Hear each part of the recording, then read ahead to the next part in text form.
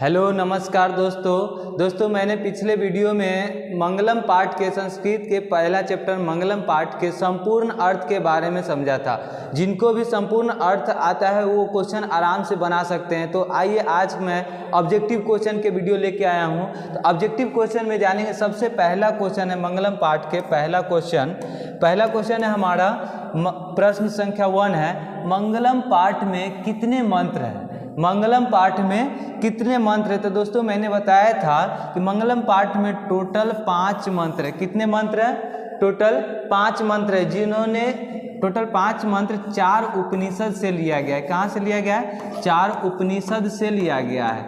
यानी टोटल 5 मंत्र है और 4 उपनिषद से लिया गया है। तो इसका आंसर हो सकता है, आंसर होगा हमारा ऑप्शन नंबर सी यानी 5।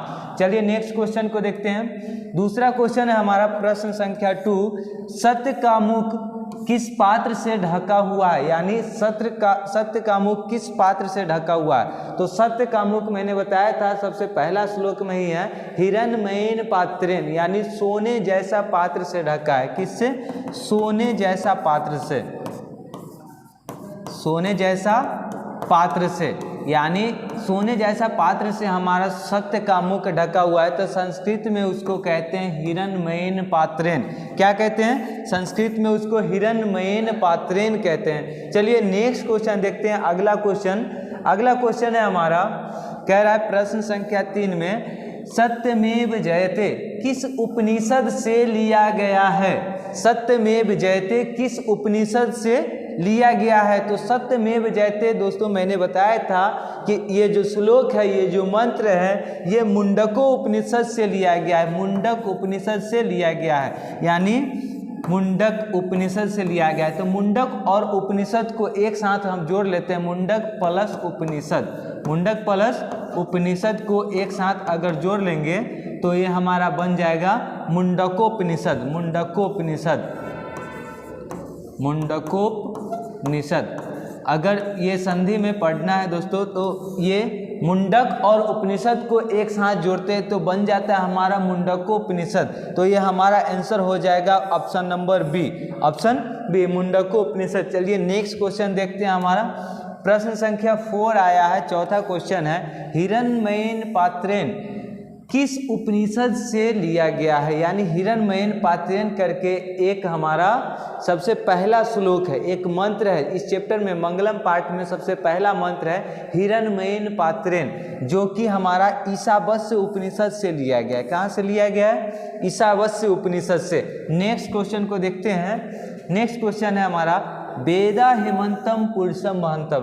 दोस्तों ये हमारा सबसे मंगलम पाठ का सबसे लास्ट श्लोक है, यानी लास्ट मंत्र में कह रहा है वेदा हेमंतम पुरुषम महंतम, जिसका अर्थ मैंने बता रखा है कि जिससे हम ही को परम पुरुष मानो, महान पुरुष मानो। ये हमारा लिया गया है हमारा श्वेताश्वर उपनिषद से, यानी ऑप्शन नंबर सी श्वेताश्वर उपनिषद। नेक्स्ट क्वेश्चन है हमारा 6 नंबर क्वेश्चन देखेंगे, मंगलम पाठ कहाँ से संकलित है? मंगलम पाठ कहाँ से संकलित है? दोस्तों देखिए, नहीं वेद से और नहीं पुराण से और नहीं वेदांग से, यानी ये सब में से नहीं लिया गया है। दोस्तों हमारा ये लिया गया है मंगलम पाठ तो उपनिषद में से लिया गया, यानी टोटल उपनिषद की संख्या 108 होती है, जिसमें से 108 में से 4 उपनिषद में से 5 मंत्र लिया गया। 4 उपनिषद में से 5 मंत्र लिया गया। ठीक है, क्लियर है? आगे बढ़े।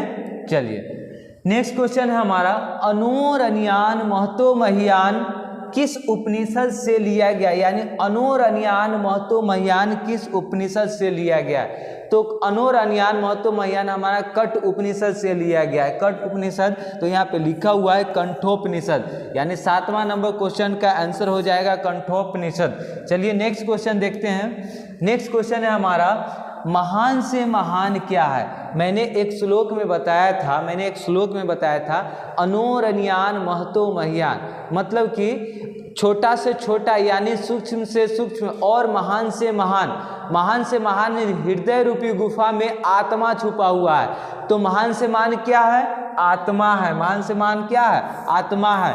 अगर नहीं पढ़े होंगे, श्लोक नहीं पढ़े होंगे, वीडियो अगर नहीं देखे होंगे तो आपको लगेगा कि महान से महान, देवता से ज़्यादा कौन महान होता है, लेकिन महान से महान आत्मा है, देवता नहीं आत्मा होगा। ठीक है, चलिए नेक्स्ट आगे बढ़ते हैं। हमारा 9 नंबर यानी 9 नंबर क्वेश्चन है, किसकी विजय होती है?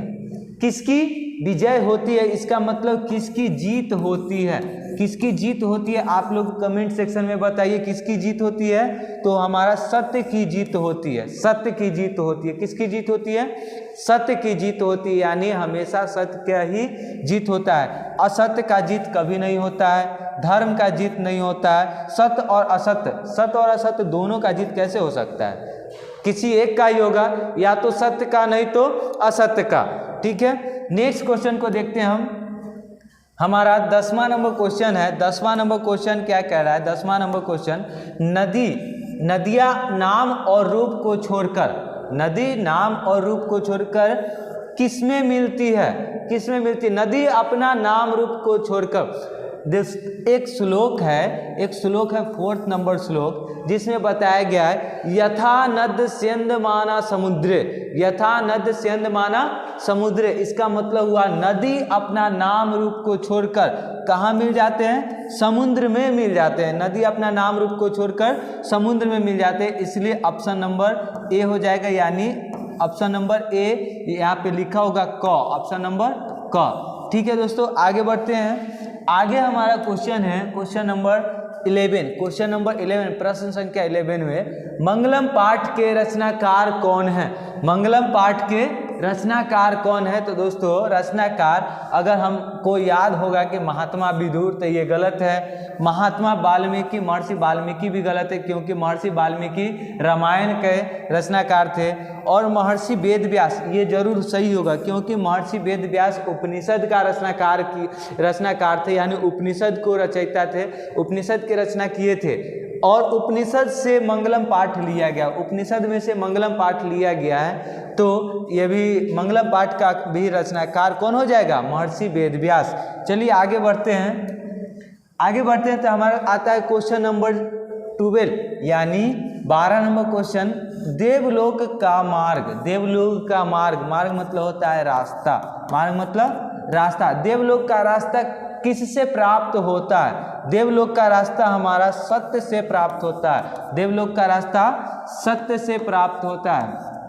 कहाँ से होता है? सत्य से, जिसमें एक श्लोक में मैंने बता दिया था कि देवलोक का रास्ता सत्य से प्राप्त होता है, असत्य से नहीं, क्रोध से नहीं, मोह से नहीं। ठीक है, आगे बढ़ते हैं।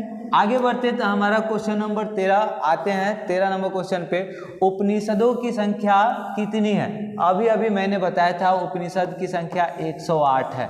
उपनिषद की संख्या कितनी होती है? 108। तो ये हमारा हो जाएगा option number B, option number B. Next question है हमारा, नेक्स्ट क्वेश्चन को देखेंगे, उपनिषद में किस महिमा का वर्णन किया गया? उपनिषद में किस महिमा का वर्णन किया गया है? तो दोस्तों मैंने बता दिया था कि सबसे पहले मंगलम पाठ के पाठ्य परिचय पढ़ रहा था, उसी समय बता दिया था उपनिषद में किसकी वर्णन किया गया है? तो परम पुरुष परमेश्वर का वर्णन किया गया है, परम पुरुष परमात्मा का वर्णन किया गया है, यानी इसका आंसर हो जाएगा परम पुरुष। आंसर क्या हो जाएगा? Option number D. क्या हो जाएगा?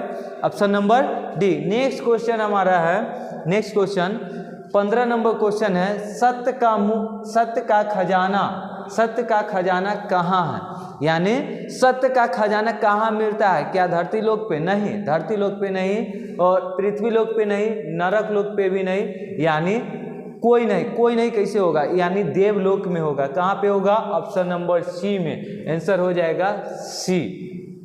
नेक्स्ट क्वेश्चन देखते हैं। 16 नंबर क्वेश्चन में हमारा कह रहा है, सतस्य मुखम केन अपिहितम, यानी सतस्य का मुख किससे ढका हुआ है? यानी अपिहितम का मतलब होता है ढका हुआ, यानी किससे ढका हुआ है? तो हिरण्मयेन पात्रेन से ढका हुआ है, हिरण्मयेन पात्रेन से ढका हुआ है, ऑप्शन ए। ऑप्शन ए नहीं, सॉरी दोस्तों, ऑप्शन ए नहीं हुआ क्योंकि इसमें हिरण्मयन लिखा है, यहाँ पे हिरण्मयन पात्रेन लिखा है, तो हिरण्मयन पात्रेन से ढका, यानी ऑप्शन नंबर डी हो जाएगा। दोनों से हिरण्मयन पात्रेन से, दोनों से, यानी इसका आंसर हो जाएगा डी से, हिरण्मयन पात्रेन से ढका हुआ है। कभी कंफ्यूज नहीं होइएगा कि अगर हिरण्मयन झट से देखे और झट से मार दिए। एग्जाम में दोस्तों बच्चे कंफ्यूज हो जाते हैं कि अगर जैसे हिरण्मयन याद है, हिरण्मयन देखे और मार दिए, पात्रेन याद है तो पात्रेन को छोड़ दिए। छात्रेन नहीं होगा, लेकिन दोनों हो सकता है, दोनों जरूर होगा, हिरण्मयन पात्रेन। ठीक है, कंफर्म है, क्लियर है? आगे बढ़ते हैं, चलिए आगे बढ़ते हैं। तो हमारा आया 17 नंबर क्वेश्चन, अनोरनियान महतो महियान क, यानी अनोरनियान महतो महियान का, छोटा से छोटा और महान से महान, छोटा से छोटा और महान से महान क्या है? छोटा से छोटा और महान से महान हमारा क्या संसार है? क्या गगन है? क्या नहीं, जन है, यानी जनता। कोई महान नहीं होता है, जन हमारा महान क्या है? आत्मा है। क्या है? आत्मा, option number C. Next question को हम देखेंगे, क्वेश्चन नंबर 18, उपनिषद कान प्रकटयन्ति, यानी उपनिषद किसको प्रकट करता है? उपनिषद किसको प्रकट करता है? तो यानी उपनिषद दर्शन शास्त्र के सिद्धांत को प्रकट करता है, यानी दर्शन शास्त्र के सिद्धांत को, हमारा ऑप्शन नंबर सी हो जाएगा। ऑप्शन नंबर सी, उपनिषद दर्शन शास्त्र के सिद्धांत को प्रकट करता है। नेक्स्ट क्वेश्चन हमारा है प्रश्न संख्या 19 में, मंगलम पाठस्य रचनाकार को अस्ति, यानी मंगलम पाठ के रचनाकार कौन है?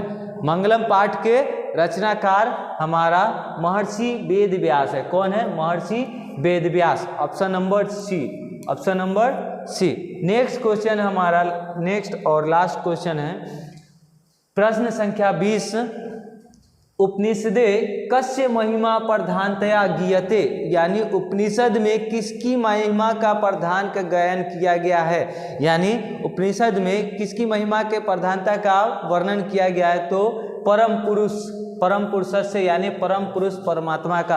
अगर आपसे सभी क्वेश्चन बन गया हो, अगर आपको सभी क्वेश्चन बन गया हो तो नेक्स्ट सब्जेक्टिव क्वेश्चन के वीडियो को देखें जरूर, और चैनल को सब्सक्राइब करें, वीडियो को लाइक करें, अगर नए हैं तो वीडियो को अपने दोस्तों के पास शेयर भी जरूर करें। Thank you.